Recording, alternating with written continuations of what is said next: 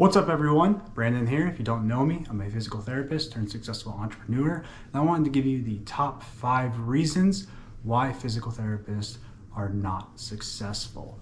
All right. You may have seen this as an Instagram post earlier today from me. I'll put that post here as well. But we're going to start with the first reason, which is they do not consume content from successful people. Greg Todd actually went and added to this that in order to even consume content, you need to produce content first, and producing content then allows you to consume content, but that content must be from people that have been where you want to go. Now, the next reason PTs are not successful is they refuse to pay for access to people who have done what they want. Right now, I've paid over $30,000 for business coaching from when I graduated PT school to where I'm at now. And I continue to pay for access to people that have been where I want to be and have done things that I want to do, because over time it becomes worth the investment if you're able to be consistent over time. And I'll go into that more in the last point. Next thing is people make excuses and refuse to be accountable. So they may say, oh, my wife doesn't support me. Well, guess what? You picked a wife that doesn't support you. So congratulations, you ended up in that situation through your own decisions. Another thing is they blame others. We're like, oh, you know, my professor told me this, so I can't do it. I've helped over 1,000 PTs make over $100,000 in home health, but I still get messages saying like, well, I can't do that because my professor said so-and-so. Is an excuse, it's a blame. Those two kind of go together, where you're making excuses, you're blaming others. Basically, you're just being a fucking bitch. You know, stop being the bitch, be accountable, and you'll get to where you want to be.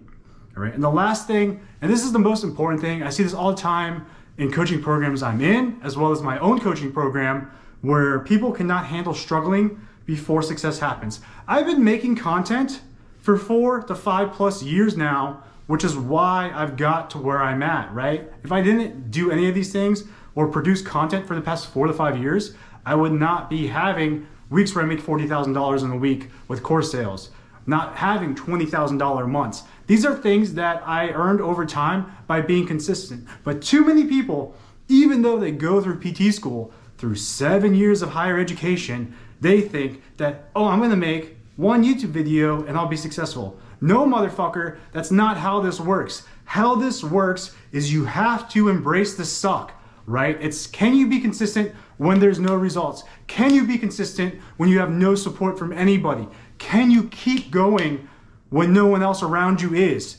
And if you can do that, you will see results. And again, I guarantee you that if you cannot struggle, you will not see success. And if you refuse to struggle, you will not see success, because any truly self-made successful person has struggled to get to where they want to be. Now, business coaches can buy you speed. I know I give my own clients speed. I know my business coach gave me a lot of speed, from going to my first 6 figures in course sales to now having another 6-figure business from scratch.